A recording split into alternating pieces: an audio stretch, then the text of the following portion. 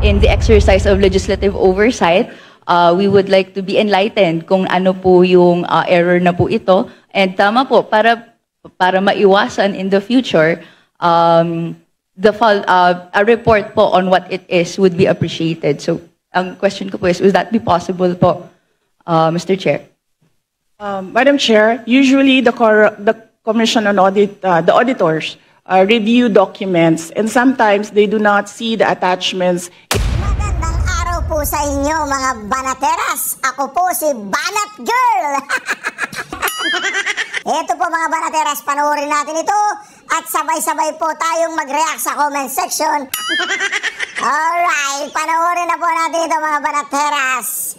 Mag-comment po kayo sa comment section at huwag po ninyong kalimutan mag-subscribe, i-like at i-share ang ating video.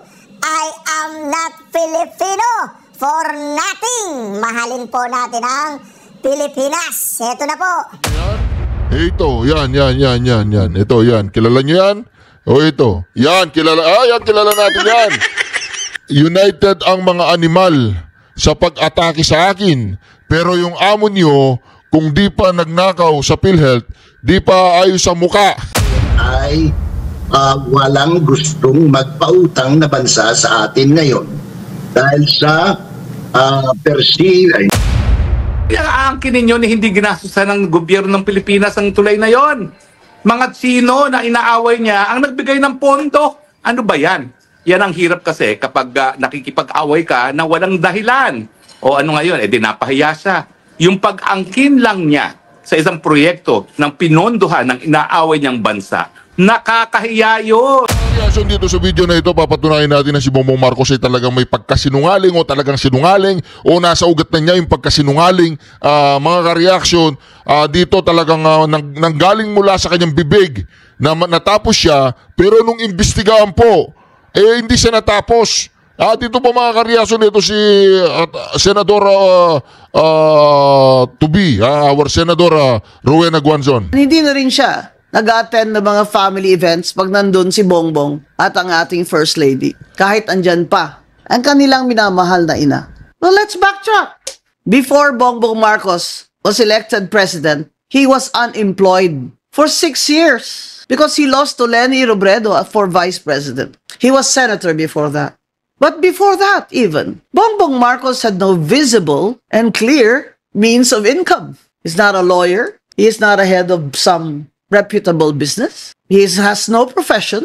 And it was discovered that he lied, that he graduated from Princeton or Oxford. Ano po yung ibinigay sa inyo? Certificate.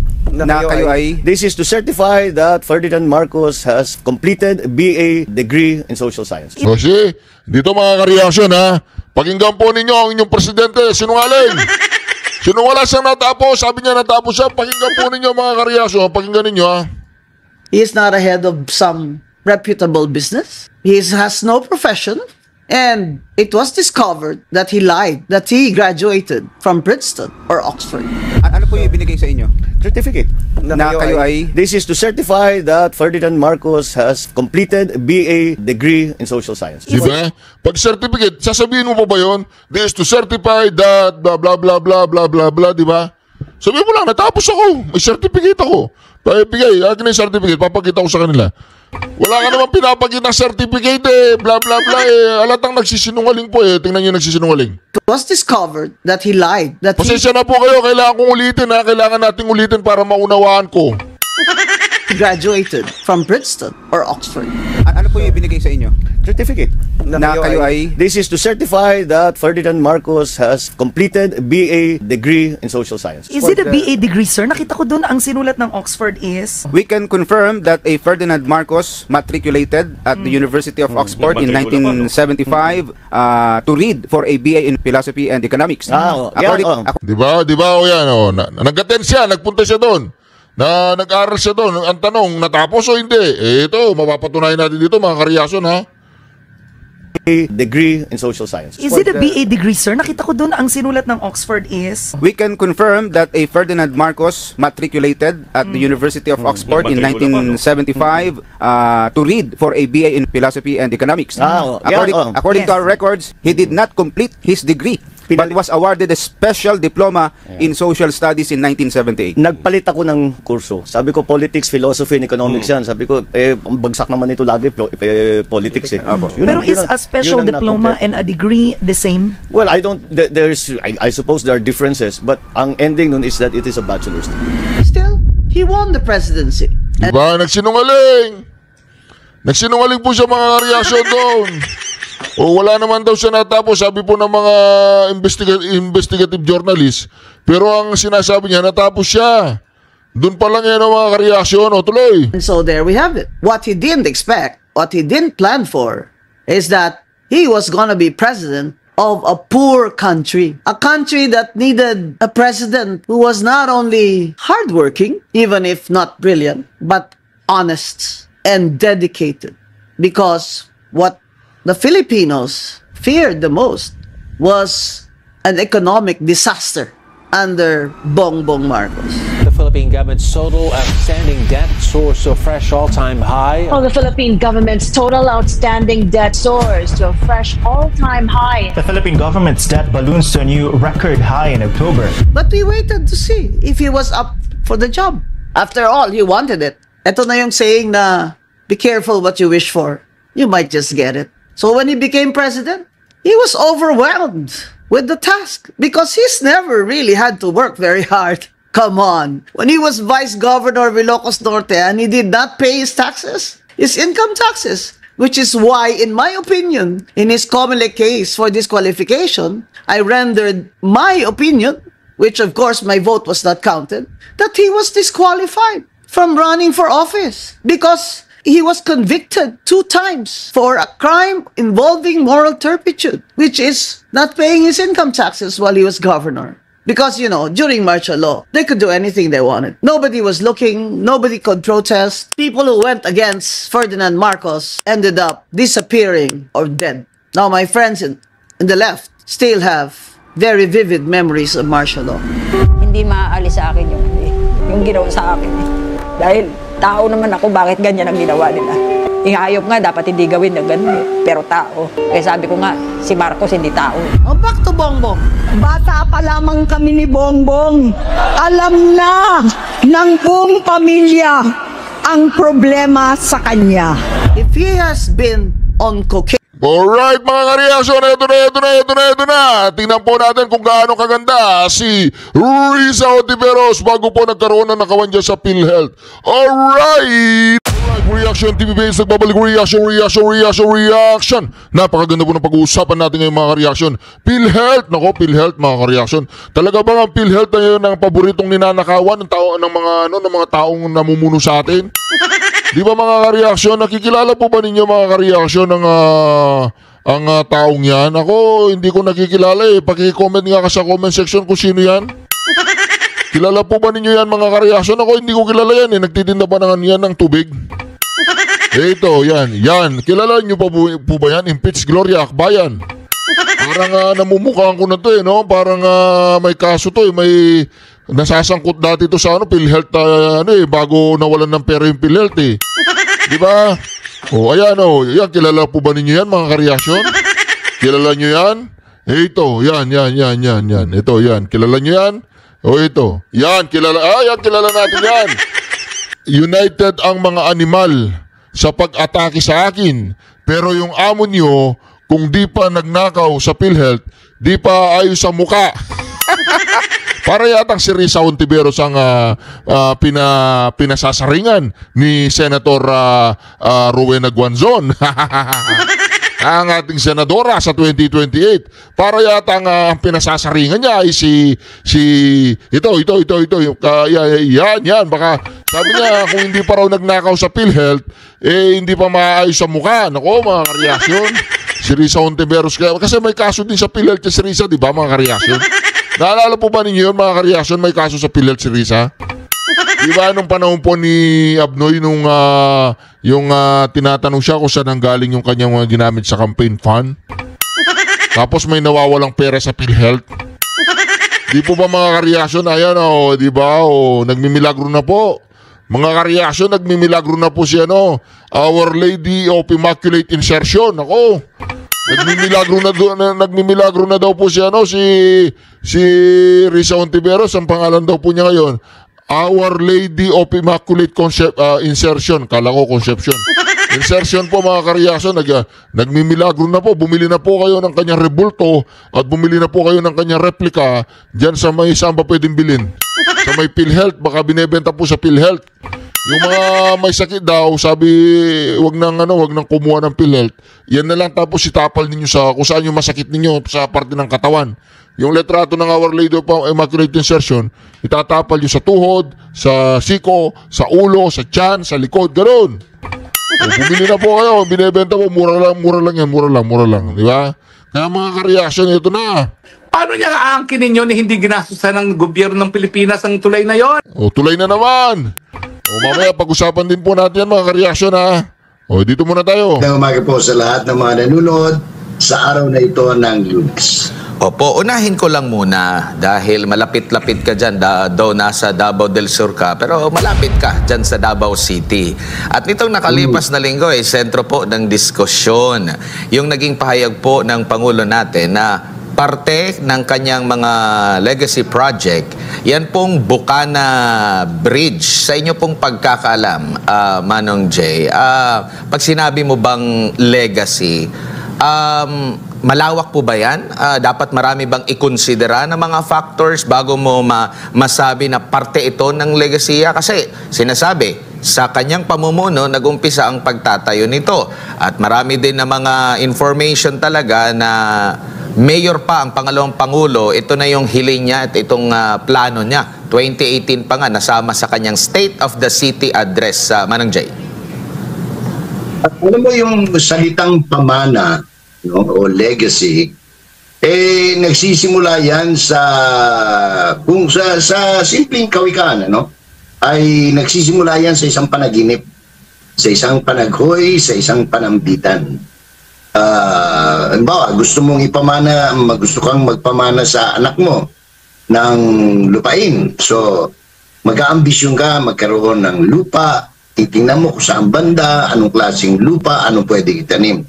Ganon din sa ano pa mang bagay, like ito pinag-uusapan itong Bukana Bridge, no? Ito ay isang panaginip na at tapos pinlano mabuti, kung hindi ako nagkakamali, Oktubre taong 2018, no? Nung simulang anong tawag nito, iplano talaga yung pagsasagawa ng iba't ibang mga future projects para sa siyudad ng Davao. At ang pagkakaalala ko noon, kung di ako nagkakamali, ang aming mayor dito sa Davao City, bagamat ako'y nasa farm dito sa Davao del Sur, pero ako ay isang tiga-siyudad din, ano? May bahay din ako dito sa siyudad, ay panahon ni Mayor Sara Zimmerman Duterte. So, inayos yan. Problema lang ay sapagkat nangangailangan niya ng malaking pera, no, para matustusan yung pagpapatayo ng mga tulay.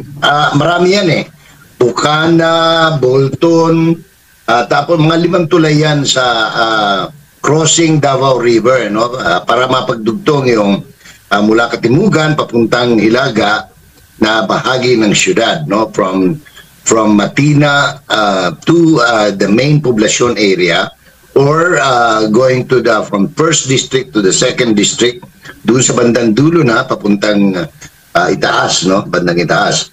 So noon pa man pinano na yan, ginawa na ng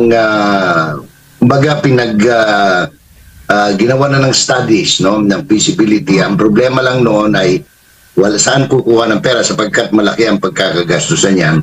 So humiling sila sa national government na tulungan na makahanap ng pondo. Nagkataon noong panahon na yon, ang presidente ay ang kanyang ama na dati ring mayor ng Davao City, si Rodrigo Roa Duterte. At nang sila ay magkaroon ng tsansa na makapunta sa China, ay nabanggit ito sa mga namumuno sa bansang China. At lo and behold, napakabait ng Panginoon at napakabait ng mga kaibigan ng mga kapitbahay natin sa Southeast Asia at sa Asia ay hindi lamang pinautang kundi binigay ng libre, no? Yung anong pangalan nito, yung project, yung Bukana Bridge connecting north and south of Davao City. Yan ang kasaysayan yan. So finally, kasi matagal yan na proseso sa gobyerno, merong mga technical studies na gagawin hanggang sa pag nabuo na yan, magkakaroon na ngayon ng lagdaan ng kasunduan kung paano ang siste. At kung itatanong mo Almar at Admar, ang siste niyan ay ang mga ngasiwa, sapagkat yan ay nasa Republika ng Pilipinas under the Republic, ay ang DPWH, Urban Planning and yung section na yan ng DPWH. Ano? Pero ang gagawa, lahat ng gagawa dyan, ay mga contractors o engineers mula sa China. Sapagkat sila ang mga bihasa sa paggawa ng mga tulay at iba pang infrastructure na moderno. Kaya ang nangyari dyan ay walang lumabas na pera, walang tinanggap na pera ang gobyerno, wala ring naibulsa sapagkat direkta doon sa kontraktor na punta sa paggawa ng tulay, Admar. Opo, no. Siguro ang reaction lang kasi ng ating mga kababayan, lalo na yung mga Damawenyo, doon lang tumas yung kanilang kilay nang sabihing parte ng legasiya. Siguro naging kabahagi sila kasi naabutan kasi doon sa term niya, meron pa rin i-credit pa rin kasi pinagpatuloy, nag-supervise pa rin. Pero yung term kasi na legasiya, wala naman dyan, na ipagpatuloy dahil wala namang involved na pera ang Philippine government kasi ito'y donation. So nagkataon noong 2020 nagkaroon ng lagdaan, and finally nagkaroon ng pandemic na naantala yan, nasimula yan 2022 na, kaya natapos ngayon 2025. Meron niya ako nakita Manong Jay, dokumento na yung notice to proceed, no, 2022 yun, parang July ata yun nung nilagdaan ng counterpart sa China yung notice to proceed mula sa DPWH. Kung matatandaan natin, nanalo po ang presidente kasalukuyan Mayo. So ibig sabihin ba nakaisip agad dyan na magtatayo ng tulay doon. So maraming mga inconsistencies talaga, at ito yung nakapagpataas ng kilay ng ating mga kababayan, lalo na po dyan sa lungsod ng Davao. At sa panig naman ni Vice President Sara Duterte, actually hindi na nga masyado niyang pinalaki, binigyan lang niya ng konteksto na matagal na niya pa. In fact, iyan ay bahagi pala ng coastal project. Mahaba, marami kanina, dugtong-dugtong na proyekto yan na pinlano noong 2018. Sinimulan na noong 2018. So, kasi marami ang phase by phase yan, hindi naman matutustusan. Swerte nga natin, bilang Pilipino at bilang Dabawenyo na rin, na nagmaganda loob ang China na bigyan tayo ng libre. Imagine, this is over 3 billion worth of project na binigay ng libre. Walang binayaran to. No payment, no interest, no nothing. Ang lang dito, ang importante lang dito, gawin ng maayos, i-supervise ng DPWH yung ginagawa ng nung nanalo sa bidding. Kasi bago bayaran niya ng China, yung kanilang inutusan para magtayo dyan ng building ay kinakailangan according to specifics, according to technical descriptions, and ang kaya nagsusupervise yung mga engineers natin na mga Pilipino sa DPWH, Admar. Opo. Ngayon, dito, walang no doubt, ito ay natapos sa panahon ni Presidente Ferdinand Romualdez Marcos Jr. at marapat lamang na anong tawag nito, siguro sa opening mag-ribbon cutting. Siya ang presidente, kung yan ang minamarapat ng, actually dapat dito ang nag-imbita rito ay yung anong pangalan nito, local government of Davao, no? Dapat dyan kino-ordinate ng DPWH sa local government because this is a project of the local government of Davao. This is not a project of the national government. Remember, tumulong lamang ang national government para makahanap ng magpupondo, in this case, ng magdo-donate, no? So, yun lamang ang role ng national government dito. Yung, maswerte tayo because at that time, napaganda ng relasyon ng China ni President Xi Jinping at ni President Rodrigo Roa Duterte. Opo.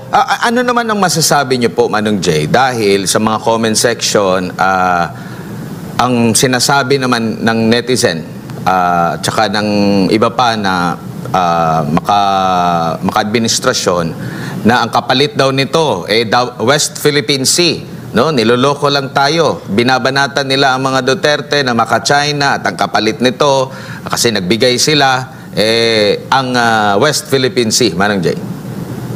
Alam mo, yan ang propaganda yan ng CPP-NPA at ng CIA, no, ng Amerika. Yan ay malayo sa katotohanan, no? If you examine the records, magmula ng managinip si Sara nito, si Mayor Sara, hanggang sa magkaroon ng nothing was mentioned of anything about anong tawag nito, West Philippine Sea or Southeast, South China Sea is west of the Philippines, no? Walang ganon. As a matter of fact, bahagi pa rin ito, kung di ako nagkakamali, itong tulay na ito doon sa iba pang tulay na binigay ng China bilang regalo kay Presidente Duterte. Kasama na dyan yung dyan sa may Binondo, kasama na yung dyan sa may, kung di ako nagkakamali, dyan sa connecting Ortigas, at saka Bonifacio Global City, at iba pa. At rin yung, malapit din dito sa himpilan natin, sa may Rockwell, may isang tulay dyan, di ba? Na sinira at winaiden. Correct, pinalawak. Pinatibay. Opo. Manong Jay, meron lang tayong ipapanood sa ating mga kababayan. Ito po ay inauguration ng Davao City Coastal Bypass Road Project, no? Ito ay naganap 2023, July 1, kung saan in good terms pa ang Marcos at Duterte, at itong inauguration ito ng Coastal Bypass Road ay bahagi itong tulay na ito, connecting ito, no, pati nga yung tulay pa papunta doon sa Samal, dadaanan din itong coastal road na ito. At pakinggan natin ang mga kataga na sinasabi ni President Bongbong Marcos. Ito, panoorin natin. Before anything, let me join with our Vice President to recognize the Vice President's presence who is here today and who has decided to join us to see the fruition of a project that started during her mayoral incumbency. Also of extreme importance to the completion of this project, we must acknowledge my predecessor, someone who was a central part of the instrumental central part of bringing us here all today, the former President Rodrigo Roa Duterte.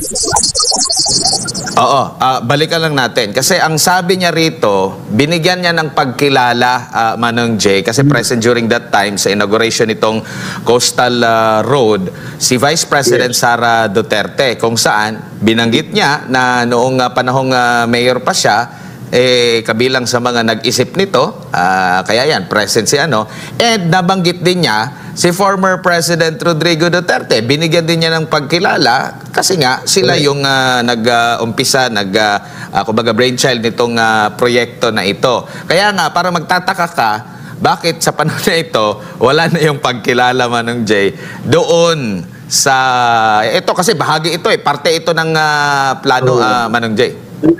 Alam mo, Mar, ito I don't know, hindi ko naman dinidepensahan si Mr. Marcos, But I think this is more of a product ng mga spin doctors ni Mr. Marcos na hindi nila matanggap, no?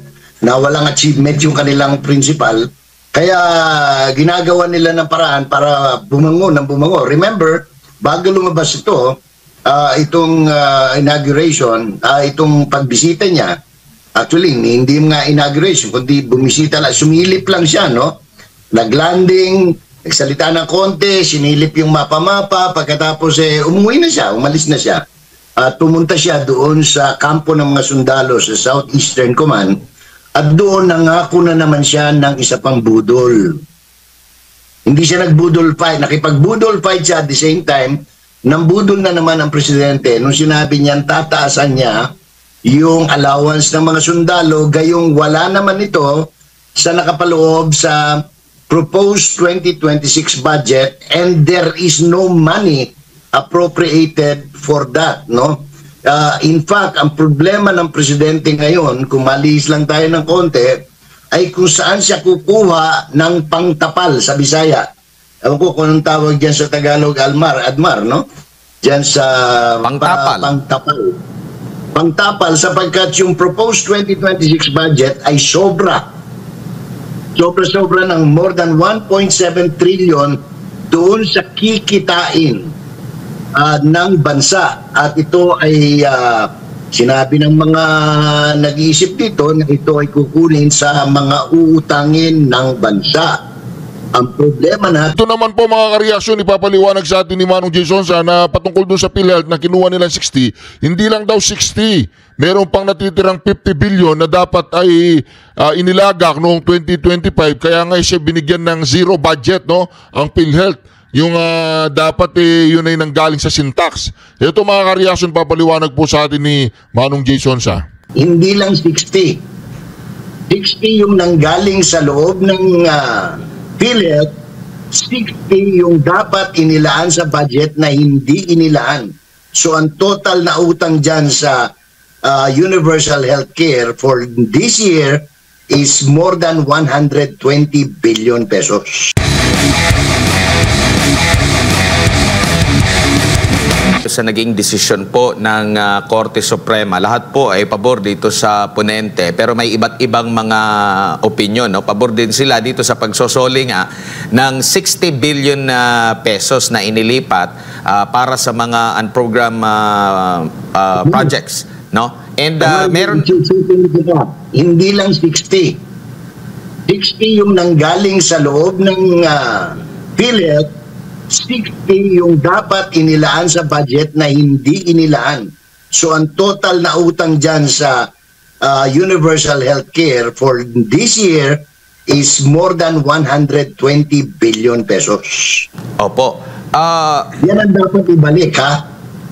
Opo, nabanggit nga ng Korte Suprema nga dapat na ibalik, pero may iba't ibang mga opinion po ang mga justices, no? Lalo na patungkol doon sa 2024 national budget. Particular na itong nabanggit ni Senior Associate Justice Marvic Leonen na tingin niya may pag-aabuso una doon sa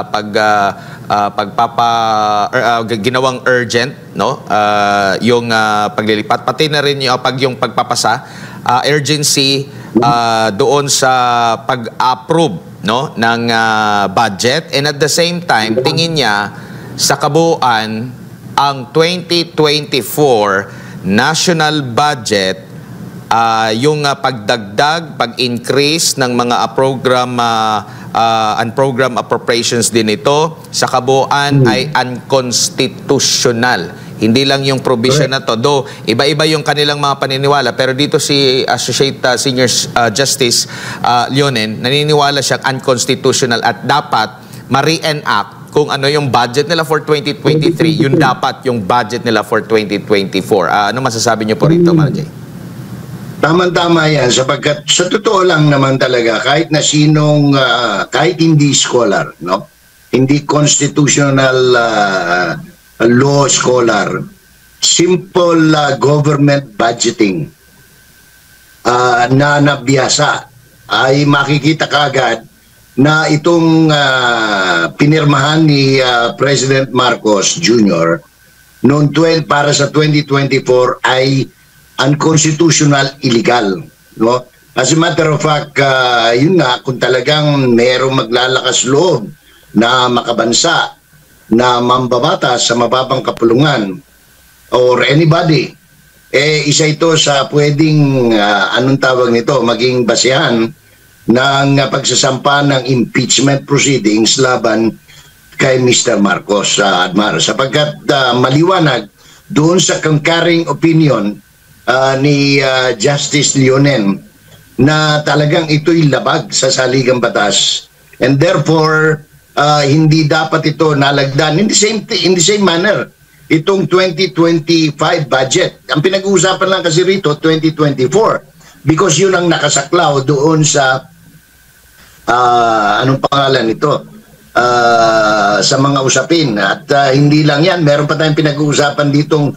Philippine Deposit Insurance Corporation Fund na mahigit 100 bilyon na sinikwat din, no, mula sa pondo ng PDIC at ginamit sa kontrobersyal na pagnanakaw sa flood scam, no, flood control, Admar. Opo, kumbaga nakikita nyo rin po ba dahil medyo, alam natin, medyo may katagalan bago na pagdesisyonan ito kasi ang pinatutungkalan dito is yung 2024 budget tapos nagkaroon na ng 2025 budget. Nakikita nyo po ba na kung ano yung ginawa ng mga kongresista dito sa 2024 budget or sa 19th Congress, kung di ako nagkakamali, almost same din ba yung ginawa dito sa 2025 budget na marami din pong pag-question, Manong Jay? Hindi lang almost the same, pinalala pa. Dahil sa ano tawag ito binago lang nila yung salita from pork barrel, from PDAP at DAP, ginawa nilang number 1 allocable, kung ano-anong ginamit din ng term. All in an program, anong tawag nito, allocations, appropriations, which is not allowed. Kaya kung ano-anong mga palusot nila, at hindi lang yon.